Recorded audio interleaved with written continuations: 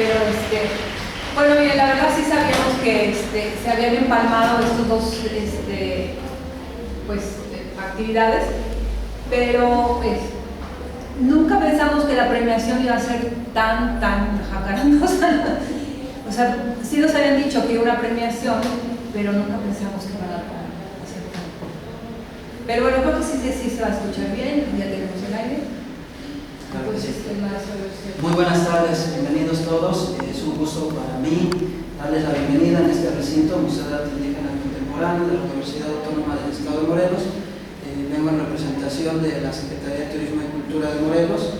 Me da mucho gusto tener aquí al doctor Braulio Olmedo Rocha, a la maestra Frida Lavinia Ramos, como conferencia inaugural de todo un ciclo en homenaje estatal al doctor Miguel León Portilla, organizado por la Universidad Popular, por la Cátedra Miguel León Portilla, que dirige el doctor Braulio Olmedo Rocha.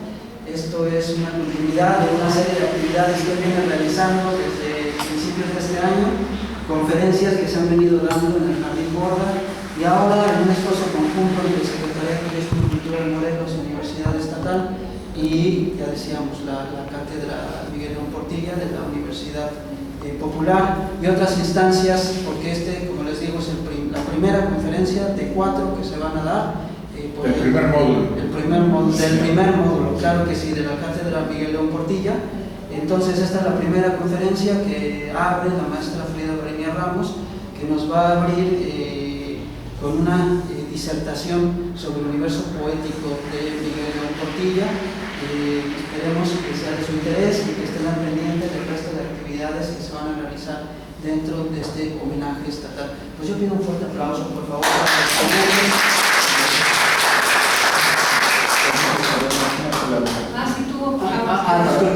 El doctor Braulio Olmedo abre la mesa y le damos la palabra. Bienvenido. Una brevísima participación de mi parte. En primer lugar, para agradecerles a ustedes por su presencia, por la oportunidad de su presencia y porque justamente el que estén ustedes aquí nos habla no solo de esta coincidencia entre lo que está sucediendo en el patio y lo que organizamos nosotros en este momento, sino de la permanencia de Miguel León Portilla entre nosotros. Y es una permanencia muy profunda, dado que en alguna ocasión, al recibir Miguel León Portilla el premio Alfonso Reyes en el año 2010, el premio que otorga el Colegio de México, nos recordó con una especie de broma no del todo comprensible al principio para quienes la escuchamos y que voy a tratar de reproducir rápidamente. Decía don Miguel que los mexicanos tenemos 2 brazos, lo cual no es mayor novedad, ¿verdad? Y esa fue la reacción, evidentemente, de todos nosotros. Todos nosotros parece que tenemos 2 brazos. Sin embargo, él hablaba de 2 brazos en términos de tradiciones del pensamiento en la cultura en la que vivimos. Un brazo, sin duda, es el brazo que tenemos de nuestra tradición griega, latina, de la tradición europea, del pensamiento que llamamos cultura occidental. El otro brazo, y esto no siempre lo tenemos presente, particularmente los mexicanos que tenemos 2 brazos, es nuestro brazo de tradición mesoamericana.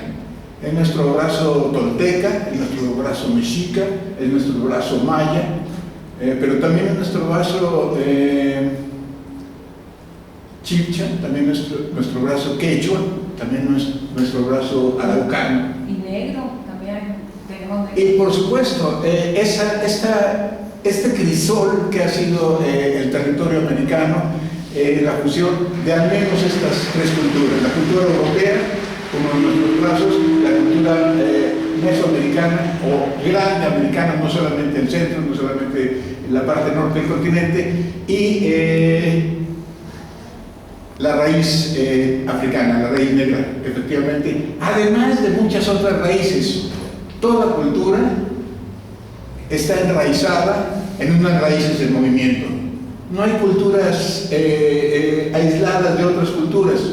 Alguna vez a don José Luis Martínez se le preguntó en una conferencia hace ya casi 20 años si él creía que existían culturas superiores. Nos quedamos azorados cuando él dijo, pues sí, sí creo que hay culturas superiores. Hizo una pausa dramática como la que yo voy a hacer ahora.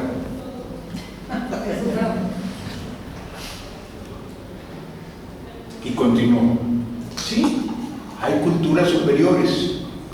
Las culturas superiores son aquellas que tienen la humildad y la grandeza de aprender de las demás, de reconocerse que solamente la conversación intercultural es lo que permite enriquecer la propia cultura, y que todas las culturas del mundo son culturas con raíces en movimiento.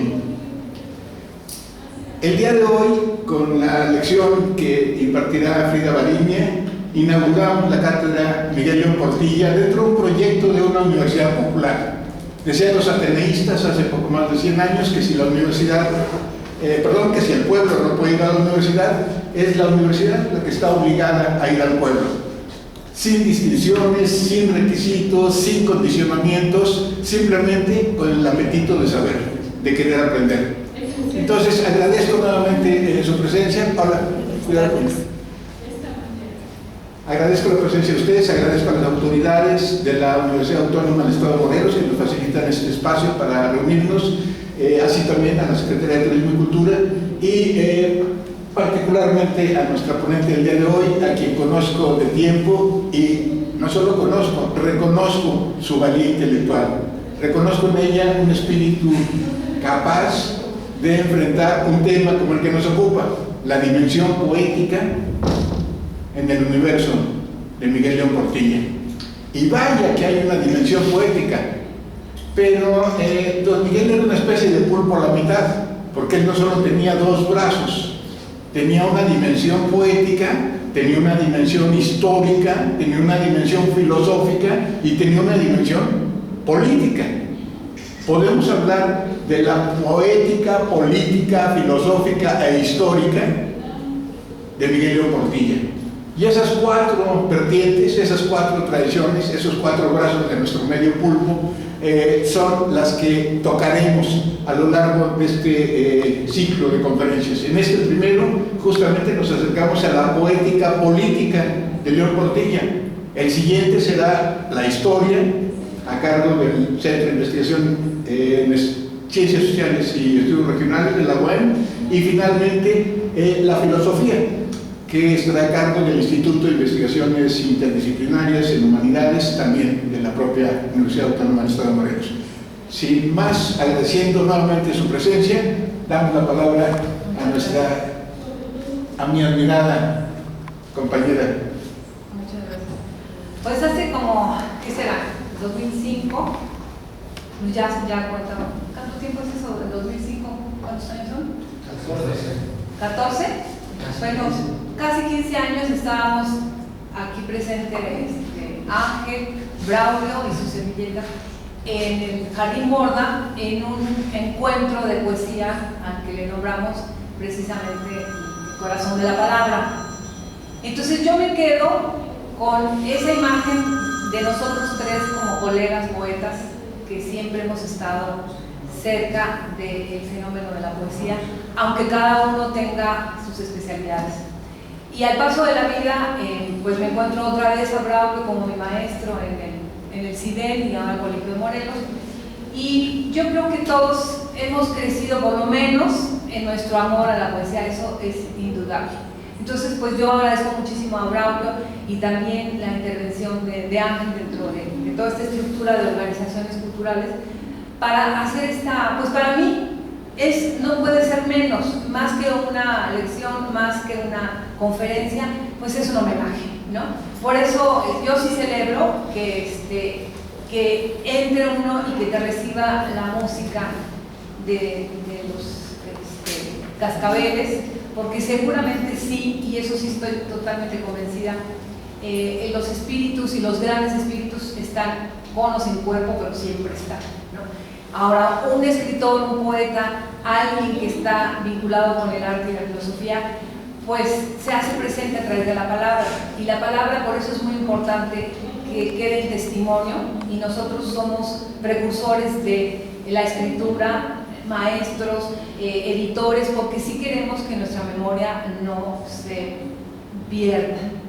Y curiosamente, estos versos de los que nos habla Braulio, pues qué tristeza, la verdad, es que no tengamos una vida bilingüe. O sea, sí es muy triste. O sea, cada vez que se da uno cuenta que nos perdimos o hemos perdido una raíz fundamental. Pero ya no tanto en la reflexión de decir, ay, estos españoles nos vinieron a conquistar, no. Simplemente como una de nuestras raíces, porque bien lo dice Braulio, o sea, ya ese asunto de estarnos peleando con la pureza no existe. O sea, no hay cultura ni raza pura. Somos siempre una mezcla y siempre hay un mestizaje. Pero en este mestizaje, qué tristeza que no se ha rescatado todavía lo suficiente. Y lo vemos porque el trabajo que hizo Miguel Portilla verdaderamente tendría que ser así en todas las escuelas. Ya estoy como el peje, así en todas las escuelas, todos los días, a todas horas, una lección de náhuatl o una lección de nuestros antiguos mexicanos, porque es parte también fundamental, ¿no? Pero bueno, quizá este es un camino que hay que retomar. Entonces, a final de cuentas son como las estafetas, y nosotros, qué bueno que Braulio tome esa estafeta, que el maestro longevo, que murió de 90 y tantos años, no dejó hasta el último minuto de seguir trabajando en pro de la cultura náhuatl.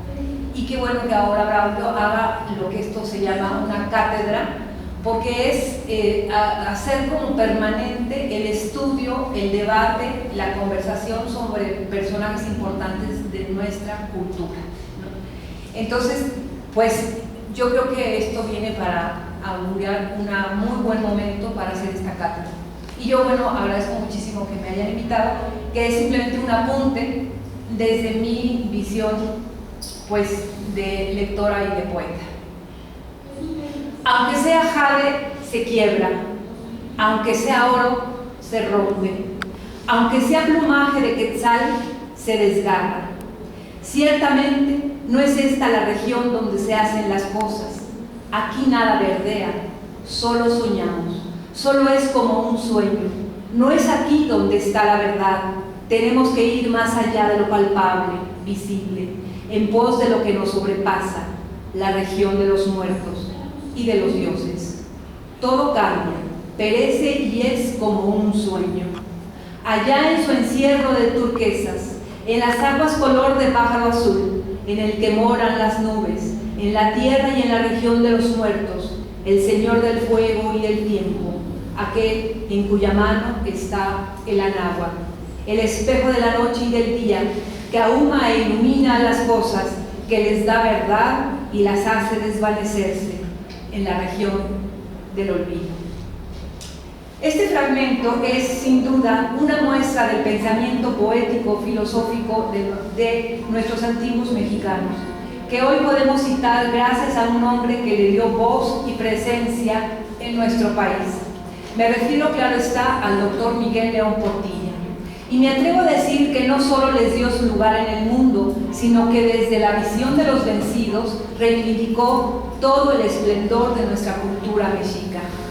Miguel León Portilla hizo de su trabajo de investigación desde la historia y la literatura un verdadero apostolado en pro de nuestras raíces, de las más profundas y auténticas, las cuales nos han dado identidad y sentido. A partir de uno de sus estudios más significativos, como lo fue su tesis de doctorado, la filosofía náhuatl estudiada en sus fuentes, encontramos ya el enorme esfuerzo por no solo rescatar lo nuestro, sino por difundir, promover e interpretar esta filosofía concebida como flor y canto, es decir, como la expresión poética, estética de los pueblos originales del México de habla náhuatl. Y es ni más ni menos que su mentor y maestro, el padre Ángel María Garibay, quien en el prólogo de esta tesis editada más tarde, en 1956 por la UNAM, quien nos da cuenta y seña del valor fundamental que implica esta antología de textos. Esta antología de textos que son fuentes importantes y fidedignas, las cuales nos permiten atestiguar que sí hay una literatura y una filosofía en toda la extensión de la palabra. Pese a que procedemos de una arraigada tradición eurocentrista, de solo legitimar la cultura occidental. Esto es muy importante porque todavía, hasta este momento, hay quienes todavía dudan de que tengamos realmente consolidada una real literatura o filosofía. A pesar de que hay todavía en pleno siglo XXI muchas personas que dudan de la existencia de un pensamiento y una expresión poética de nuestra vieja cultura mesoamericana y solo dan crédito histórico a la arqueología o a su arquitectura y sus vestigios. Pero autores como el padre Garibay y León Portilla nos dan claro testimonio de que nos antecedió una cosmovisión sólida y clara. Miguel León Portilla recoge a lo largo de su vida documentos de las zonas donde se habla náhuatl y sobre este universo elabora una visión del mundo. Al respecto nos dice Garibay sobre la obra de León Portilla, cito: con esta armónica documentación podemos saber qué pensaron los que en esa lengua hablaban acerca del mundo, del hombre y de lo que trasciende al mundo y al hombre, en otros términos, su filosofía. Reúne textos de la zona central de los lagos, de lo que hoy es Puebla y Tlaxcala, así como los alrededores del Valle de México, retomando la vieja cultura tolteca. Textos muy antiguos, tolteca chichimecas, himnos de los dioses, recogidos en Tepepuli. Asimismo, recopiló escritos de los contemporáneos de la conquista, como lo son los del libro de los 12 coloquios. Es por eso que repetimos que su labor en todo el desarrollo de su obra como investigador no solo se dedicó a recopilar documentos, sino que le dio orden y destino, los clasificó e interpretó, pero sobre todo, y creo que es lo más importante, nos mostró ese rostro oculto y mancillado de nuestra historia. Si alguien ha dado dignidad y voz a los pueblos originales de México, fue el doctor León Portilla, quien además de darnos el gran libro de la visión de los vencidos, dejó cristalizado en pensamiento y palabra, en el discurso de la lengua náhuatl, la poesía, el poder mágico de nuestra palabra, como él bien la nombra, Totlaco. Miguel León Portilla, nos dice Garibay, es quien a través de su trabajo pone de manifiesto por primera vez lo que pensaron los antiguos mexicanos, y no a través de rumores, ni mucho menos haciendo deducciones, no. El investigador más comprometido con su origen nos ha mostrado en las palabras de nuestros antepasados justo lo que pensaban y sentían. Y puesto que, cito, el valor de cada filosofía radica en su propia construcción, nos afirma Garibay, es que podemos sentirnos orgullosos de un pasado tan rico y original como el nuestro. La cultura y la filosofía náhuatl son parte esencial de sus centros de enseñanza como el Calmeca y el Tepozcali, y León Portilla los dio a conocer porque siempre estuvo cercano a las fuentes primarias, como son, por ejemplo, la Historia General de las Cosas de la Nueva España, genuina enciclopedia del saber náhuatl, y de Fray Bernardino de Sahagún, así como de Fray Juan de Torquemada, basándose a su vez en Mendieta, Juan Bautista de Pomar y don Fernando de Alba Istrizóchitl, por mencionar solo algunos. También se fue actualizando a lo largo de los años conforme se hacían nuevos descubrimientos arqueológicos, y a partir de esta tesis doctoral nunca más dejó de dedicar su trabajo y su tiempo al maravilloso mundo náhuatl. No podemos pasar por alto o dejar de mencionar su libro 13 poetas del mundo azteca, publicado por primera vez en 1967, el cual está basado en documentos y códices que guardan una de las más antiguas formas poéticas del testimonio mesoamericano. Son 13 poetas que rescatan del olvido, que no son anónimos, que tienen rostro y corazón. En voz del historiador podemos decir que tuvieron carne y color. El descubrimiento de la historia mexicana y de la literatura mexicana, tanto por Garibay en su Historia de la Literatura Náhuatl, como por las obras de León Portilla, resultan ser nuestro verdadero legado patrimonial, que desafortunadamente, en lugar de ir incorporando a nuestro proceso de identidad, lo hemos ido enterrando, no únicamente en el olvido, sino en el prejuicio y en el desprecio. Aquí, ojo amiguitos, obviamente no nosotros, pero mucha gente sí cae en esto. Rescatar esta importante colección de cantares mexicanos de la Biblioteca Nacional, adjudicada a Antonio Peñafiel, Consultado por los textos recopilados por Francisco del Paso y Troncoso, entre muchos otros, y más recientemente los estudios de Pablo González Casanova, por mencionar solo algunos, ha sido parte toral de la labor de nuestro autor. Pero lo más sobresaliente es, como ya lo hemos dicho, que el maestro Miguel León Portilla construyó y contribuyó a la creación de un discurso único, propio y nuestro. Nos ha dado identidad a través de los llamados formadores de cantos, los formadores de la guerra florida, los que concibieron bajo el ojo del dador de la vida el lugar de los muertos, el Mictlán. Nuestros antepasados, quienes nos han dado una visión del mundo a través de los 4 soles, a través de los 4 elementos, tierra, aire, agua y fuego, quienes vieron el sol en movimiento y a Tenochtitlan como el ombligo del mundo, nos dice en uno de sus poemas. Este es un poema ya hecho justo de Miguel León Portilla como una creación personal, ya no como una traducción o un rescate. Y se llama Nuestra Casa Ciudad. Nuestra casa, recinto de flores, con rayos del sol la ciudad. México, Tenochtitlan en tiempos antiguos, lugar bueno, hermoso, nuestra morada de humanos, nos trajo aquí el dador de la vida. Aquí estuvo nuestra fama, nuestra gloria en la tierra. Nuestra casa, niebla de humo, ciudad mortaja, México, Tenochtitlan, ahora, trastocado lugar de ruido, aún podemos elevar un canto. Nos trajo aquí el dador de la vida. Aquí estuvo nuestra fama, nuestra gloria en la tierra. Y además hace sus textos y los traduce y los hace bilingües, hace sus obras en español y en náhuatl. Cito: el poeta es un mantenedor de la vida y la existencia. En su manera inmediata e imaginativa, es un filósofo. A partir del Tlamatinime, lo verdadero en la tierra, encontramos también una búsqueda filosófica y estética, nos dice León Portilla. No solo hay una preocupación por la belleza, sino que esta es parte de la búsqueda del sentido de las cosas. Para los Tlamatinime, expresar con flores y cantos el sentido oculto de las cosas les permite intuir y poder expresar la verdad en el propio corazón y en el mundo. La flor y canto no es otra cosa que el propio camino del hombre.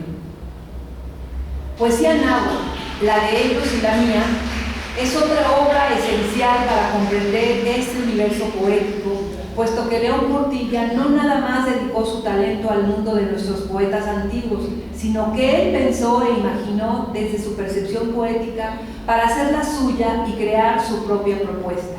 En esta obra, dividida en 2, vemos primero una selección de poetas mexicanos y posteriormente una especie de homenaje en paralelo, como en un espejo metafórico, encontrando inspiración en estos sabios poetas a los que tradujo, leyó, reinventó para todos nosotros.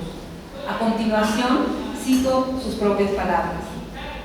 Ahora quiero acercar mi propia palabra a la de esos grandes maestros a quienes debemos creaciones que enriquecen a la literatura universal.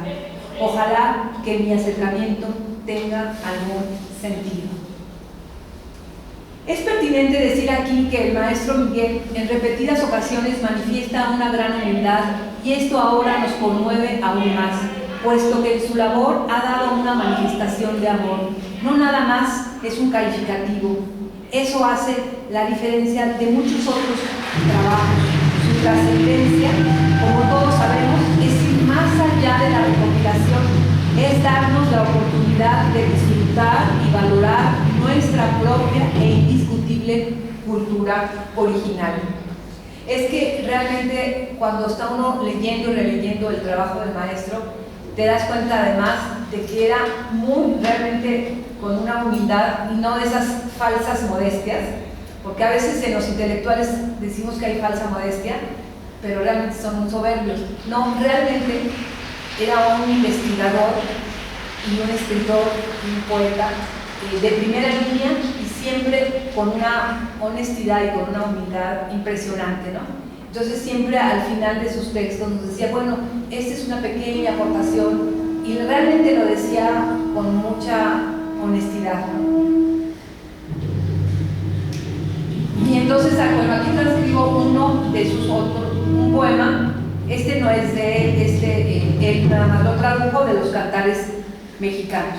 Es uno pequeño, pero me gusta mucho porque rescata también un universo que nosotros pensamos que viene mucho del occidente a partir de Freud, pero que también nosotros en nuestra raíz teníamos muy presente el concepto y la imagen de lo que es el sueño. Y así dice el poema: vinimos a soñar, así lo dejó dicho Tochihuitzin, así lo dejó dicho Coyuxauqui. De pronto salimos del sueño, solo vinimos a soñar. No es cierto que vinimos a vivir sobre la tierra. Como hierba en primavera es nuestro ser, nuestro corazón hace nacer, germinar flores de nuestra carne. Algunos abren sus corolas, luego se secan. Así lo dejó dicho Tochihuitzin. Con este lenguaje simbólico podemos constatar una vez más la hermosa expresión florida de esta poesía que forma parte de una concepción primigenia y mítica, de donde brotan los sueños, de donde brotan las metáforas de los guardianes de la palabra. La literatura será la multiplicación en espejos igualmente infinitos del descubrimiento que el hombre hizo al principio de la posibilidad de satisfacer con metáforas y metonimias incesantemente renovadas la avidez insaciable de su deseo. De este modo lo expresó otra gran estudiosa e investigadora, Julieta Campos, en su libro La herencia obstinada, que concluye diciendo: todos los pueblos y todas las culturas, aún las más arcaicas, tienen una literatura, de la cual nosotros nos sentimos profundamente orgullosos, ya que nos representa y nos aproxima a nuestro pasado, nos brinda una memoria invaluable y junto con la voz de Miguel León Portilla nos acerca a lo que somos como comunidad, como seres que habitamos nuestros propios sueños. A partir de esta enorme inspiración que se fue produciendo en el corazón del poeta, León Portilla, ahora como autor, escribió textos emblemáticos y totalmente representativos de su propia creatividad, como es el poema Nuestra Palabra, Totlatol, que tenemos de manera bilingüe, pero el que quiera ahorita leerlo en náhuatl, con mucho gusto. Yo lo intenté, pero no pude. Nuestra Palabra. Este sí ya es un poema del propio Portilla. Cantan las aves, gritan las águilas, de silbidos el viento, pero nosotros los hombres cantamos, gritamos, silbamos. El dador de la vida, solo Él nos dio la palabra. Realidad preciosa, maravillosa de los ancianos la palabra, siempre nueva, siempre antigua. Pero ¿es acaso verdadera nuestra palabra aquí en la tierra? El dador de la vida, solo Él nos dio la palabra. Totlatol. Está bilingüe. A ver si Alfredo se avienta, ¿no? Antes de concluir, queremos recordar que su trabajo de los 13 poetas se convirtió más tarde en 15 poetas del mundo azteca. Incansable su esfuerzo de tan prolífica y longeva vida, ante lo cual el poeta nos dice: si he podido ser portador de las voces de esos artistas hoy en día, se ha podido mostrar que de los papeles tanto tiempo olvidados de los cantares mexicanos brotan palabras bellísimas.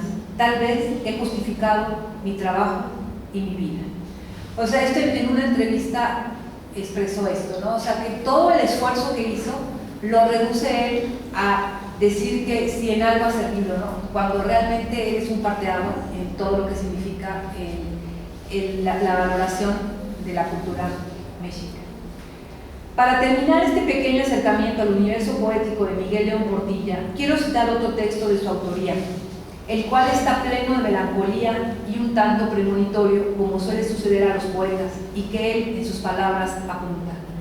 La poesía que nos acerca al universo de todas las posibles realidades también puede llevarnos a anticipar el fin. El poema al que se refiere es Las campanas resuenan, que me permitiré leer como una despedida en donde todos compartimos poéticamente el corazón de la palabra, de nuestra palabra, Totlatol. Se llama Las campanas resuenan. Y al ratito van a sonar.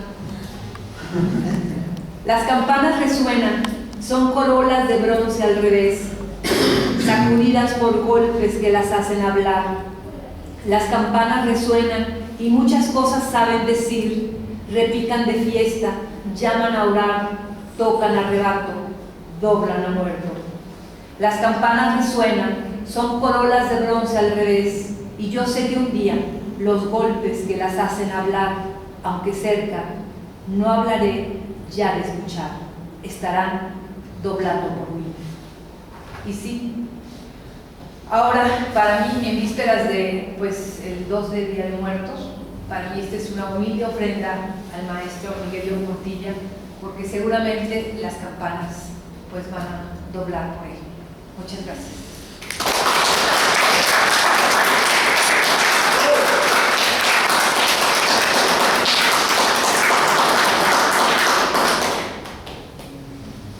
Yo quisiera, si ustedes me permiten, hacer un comentario, pero un comentario que ahora está influido por el azar. Mi buen amigo Juan Villoro suele repetir que el azar sabe su oficio, y yo, de tanto escuchárselo, he terminado por creerlo. Frida, ¿podrías leer de nuevo el sueño? Quiero plantearles a ustedes un ejercicio de comparación intercultural, justamente a partir de un poema que seleccionó Frida para su presentación.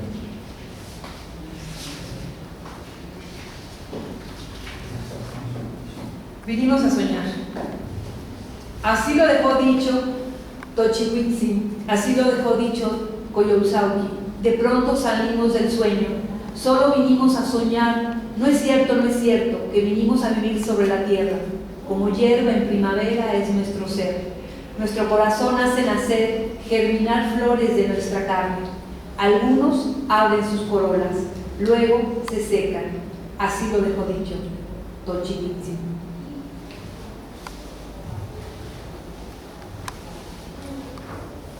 No hay culturas originales, en realidad hay una conversación permanente entre las culturas. Díganme ustedes si no. ¿Sueña el rey que el rey vive, con este engaño mandando, disponiendo y gobernando, y este aplauso que recibe, prestado en el viento escribe y en cenizas le convierte?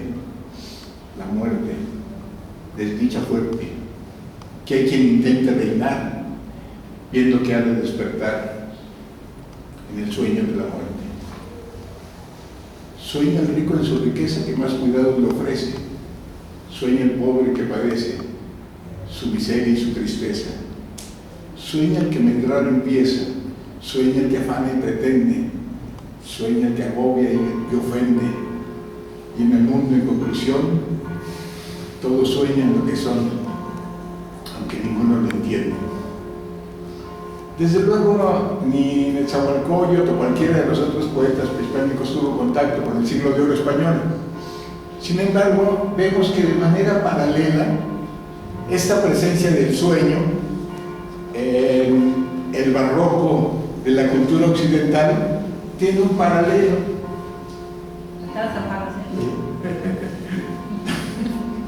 Todo está escrito, justamente.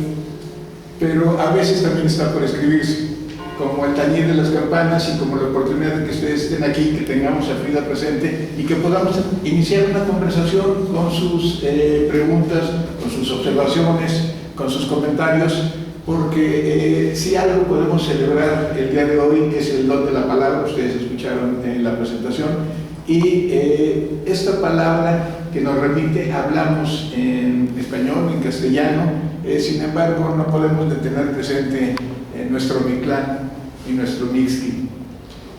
Entonces, si ustedes gustan hacer algún comentario, sí, por favor. Bueno, una vez mi mamá me dijo que nuestra era una raza de champurrado, porque también tenemos, acuérdense de los 8 siglos que tuvieron los árabes en España.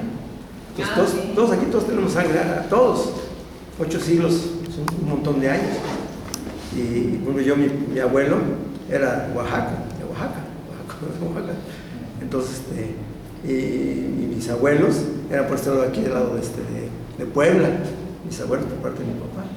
Entonces pues, decía mi mamá que éramos una raza, así de mi mamá, porque era muy chistoso, es que somos una raza champurrada, porque tenemos de todo, dice. Entonces yo creo que tenemos más de 2 brazos, somos como pulpos, tenemos muchísimos brazos. Ahora, lo que sería maravilloso es que uno pudiera, ya con esta conciencia que tenemos de mestizaje, decir como buscar aquellas características del mundo indígena, claro, que podamos rescatar y rescatar las cosas, bueno, que consideramos positivas y también de las cosas positivas de los españoles. Y seríamos realmente razas mejores, ¿no? Lo que pasa es que no nos releemos. Y ese es un poco el problema. El problema ya no es que andemos buscando un papá español y una mamá indígena o viceversa, ni andar buscando esa reliquia, sino ya en el ejercicio de la cultura decir qué cosas maravillosas nos han dejado los españoles y qué cosas maravillosas nos han dejado el mundo prehispánico. Entre otras cosas, yo creo que esta efervescencia del culto a los muertos, realmente es maravilloso que los mexicanos hemos trascendido por nuestra gran sello indígena, claro, de hacer de la muerte una fiesta, ¿no? Y esto nos ha realmente, además de que nos ha llevado a ser muy famosos y tener virales y rating, es realmente, nos da una fuerza como grupo social, como realmente, más allá de un nacionalismo, que deberíamos, como yo digo, ¿no? Como más reflexionar, no nada más en la forma, que en la forma todos estamos plenos, o sea, aquí el Jardín Borda se desborda de un trabajo de Mixquic y hacen unas grandes ofrendas, las Catrinas, o sea, sí hay como esta regoteo formal de nuestra reminiscencia indígena. Pero también deberíamos de reflexionar en este enfrentamiento de la muerte que nos permite verla como un proceso más connatural, que era esta dualidad de los indígenas, que esta dualidad náhuatl de pensar que es un continuo y no tan dramatizado como llegaron los españoles a meternos un drama muy aferrado a la materia, y entonces tenemos como este drama permanente. Por un lado vemos el folclore y lo dejamos, la parte indígena de nosotros la vemos como folclórica, y la parte muy seria y muy dramática española, que es la que a veces nos hace mucho ruido, cuando podríamos rescatar esta otra parte que es mucho más noble, mucho más fluida, yo creo, ¿no? Pero ahí pues es un ejercicio que debemos hacer individual, ¿no? Y que quizá el poeta lo único que hace pues es poner en la mesa estas posibles ideas que se comparten en colectivo, ¿no? A ver allá los jóvenes, ¿qué piensan los jóvenes? Oye, pues quiero hacer una pregunta sin politizar, pero ¿qué opinión tienes tú respecto a lo que platicaba nuestro señor presidente de que tienen que pedirnos perdón prácticamente a los españoles por habernos? Pues mira, que justamente a mí sí me cae muy bien el peje, pero justamente lo hace humano, porque la regó de aquí hasta España, ¿no? Y creo que sí, ya después se lo aceptó. Y se vale a veces cometer pendejadas. Yo creo que él, en ese afán de querer resaltar el mundo prehispánico, las metió hasta el fondo, porque esto es algo que tenemos que ahora, ahí sí, para que veas, es la única frase que le recuperaríamos al sonso del otro nada, del Enrique. La conquista ya hay que superarla, ¿no? O sea, obvio que las guerras son guerras aquí en China, y el mundo, toda la historia de la humanidad está hecha a base de guerras. Todos los días.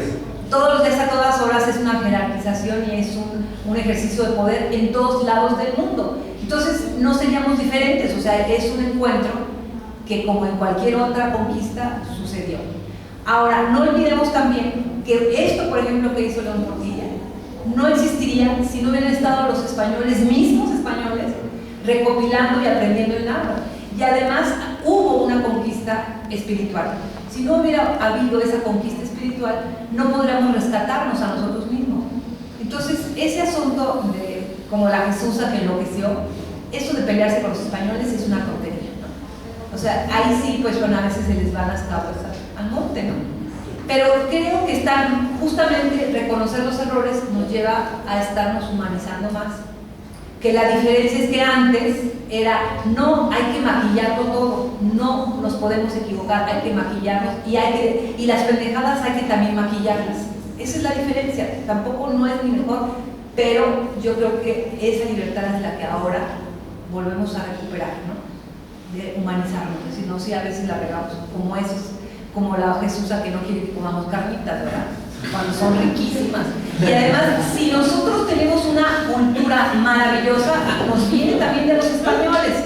Ahora, acordémonos que hay españoles, con todo respeto. Entonces, los españoles que llegan en el exilio, o un Shirao, filósofo, nosotros conocemos la filosofía, filósofo y poeta, por los españoles, si no, no tendríamos ni eso, porque entonces pisoteaban la cultura náhuatl y luego no nos preocupamos como mexicanos de hacer buena filosofía. La filosofía la abandonamos. Muy pocos filósofos tenemos en México. Y los españoles en el exilio, si algo nos trajeron, fue literatura, poesía, filosofía. Que no estamos hablando de los choriceros, ¿verdad? Ni los que venden muebles, con todo respeto, ¿verdad? Espero que no haya aquí alguien que... No estamos hablando del español choricero que es muy hojaldra, ¿no? Ni el que vende muebles, sino de aquellos que fundaron el Colegio de México, que fundaron instituciones como el Fondo de Cultura. Entonces no podemos echar. Por religión, yo creo que aquí hay una cosa muy importante que debemos entender. Las culturas antiguas de México veían la muerte como poesía. Desafortunadamente, cito a Carlos Marx, dice, la religión es el opio de los pueblos. Entonces ellos trajeron la crueldad del occidente, la muerte es cruel. En cambio, en los pueblos originarios, la muerte es poética y a veces hasta feliz, ¿verdad? Nos liberamos ya de este mundo. Entonces yo creo que sí debemos intentar como que dejar un poquito la religión, aunque se oiga feo, porque yo creo que entonces, bueno, yo no, pero casi todos deben ser de donde venimos casi todos, ¿no? Del catolicismo. Entonces yo creo que sí debemos empezar así como, bueno, a mis nietos les encanta que yo les haga cosas así de la muerte, les haga yo casas del terror y muchas veces del Halloween, ¿no? Pues al fin y al cabo estamos en el mismo. Y les encanta a mis nietos las cuestiones así de hacerles adornar la casa así con calaveras o así, hasta de Halloween, ¿no? Pero sí. Aquí, pues para los náhuatl y los aztecas, sobre todo, pues, el sacrificio era todo un acto, además muy digno y incluso poético para sacrificar, y el guerrero se sacrificaba. Aquí podríamos sacrificar a Cuauhtémoc, ¿no? Digo, como un acto verdaderamente de poética, porque pues los guerreros que no funcionan hay que sacrificarlo. No, digo, los que perdían era un acto verdaderamente poético, ¿no? Digo, cuando... Pero eso sí, es que todo eso deberíamos, sobre todo en las escuelas y las universidades, enseñar a la gente que hay que ver el mundo pasado. Todos tenemos sangre, todos tenemos ese sangre, entonces hay que enseñarles que no es que cuando voy a los entierros, ay, qué horror, yo por eso casi ni voy, pero es que es tan cruel, tan feo, todo a mí me desespera ver todo eso. No, ya se murió la señora, pues qué bueno, ¿no? Ya dejó de sufrir, ¿no? Y ya está en otro mundo mejor. Entonces hay que enseñar a toda la gente, a los jóvenes, que aprendan a ver la muerte como algo natural, como algo que no es dramático. Pero si vemos toda la religión, pues ahí está la cosa. Sí, gracias. Bueno, tuve la oportunidad de estar en la conferencia que dictó el doctor Ornedo a propósito de la conferencia del doctor Miguel Portilla, cuando recibió el premio Alfonso Reyes. Esto fue en la Sala Ponce, acá 2 o 3 meses, y nos proyectó la videoconferencia que leyó el doctor Miguel Portilla, donde hablaba acerca de estos dos brazos con los que contamos o podemos contar esta tradición europea y esta tradición prehispánica, pero realmente usamos estos brazos, realmente cómo podemos acercarnos, porque yo creo que el sentido de todo homenaje a un sabio como el doctor Miguel Portilla es propiciar entre el público y proponer como ustedes bien lo están haciendo, la lectura, el estudio de lo que ellos están presentándonos a nosotros, que cómo podemos acercarnos, cómo podemos poner a trabajar estos brazos de los que nos hablan. Este libro, que me da mucho coraje que lo haya editado Diana, porque uno hubiera querido editarlo. De los poetas. El más reciente de él, Llevan en 17, creo. que se llama Mi poesía, la de ellos y la mía. O sea que él ahí hace una selección de poemas que él traduce y otros ya de su autoría. Por ejemplo, ese libro es un libro, un libro pequeño, muy accesible y realmente no te atosiga, porque yo entiendo también que a veces es abrumador de repente tratar de desentrañar todo un conocimiento para poder llegar a la esencia quizá de una palabra poética o de una frase poética, de una metáfora. Entonces, en este libro que es ya pues, como de 2006, es muy sencillo y tiene muy claro que el lector tiene como el espejo, además un triple espejo. Por un lado es los poemas que rescata de los antiguos y su traducción en agua, y los poemas que él hace y también con traducción en agua.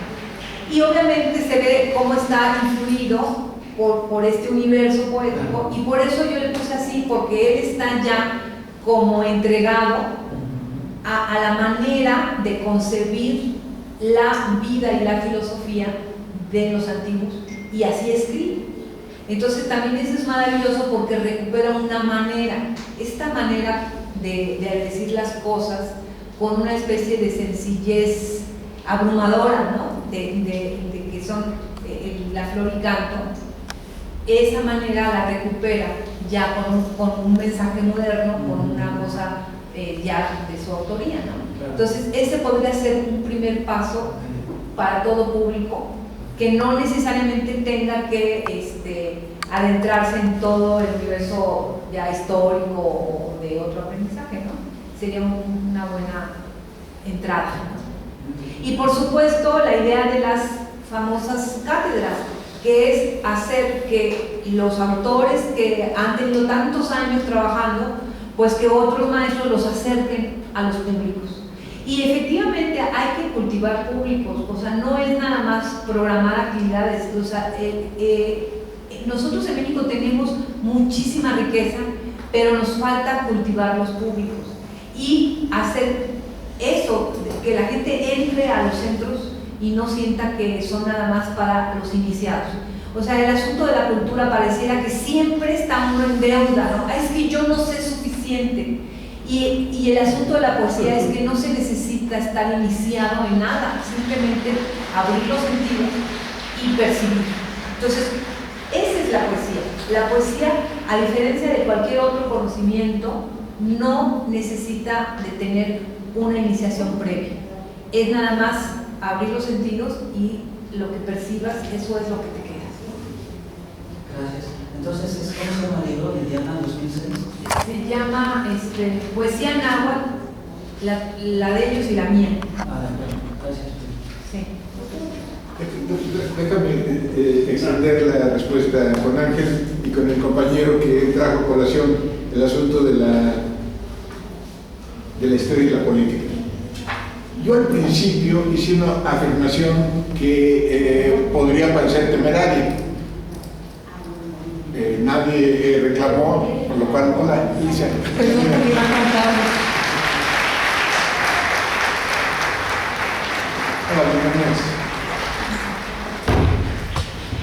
Sí, decía, hice una afirmación que podría parecer temeraria. Hablé de los cuatro del medio pulpo, ustedes recordarán, la historia, que es evidente en la obra de León Portilla, de la filosofía, que también parece que es evidente, su tesis doctoral parte precisamente de descubrirnos que existe una tradición filosófica en el mundo prehispánico, de la tradición poética, que también es evidente a partir de la exposición de Frida, pero lo temerario de mi afirmación fue hablar de una poética política. Y yo no metí, que por cierto, yo no le quise aclarar ahí por ahí. Sí, déjenme utilizar una anécdota, déjenme contarles una anécdota para tratar de explicar en qué sentido la política prehispánica es una política moral por antonomasia.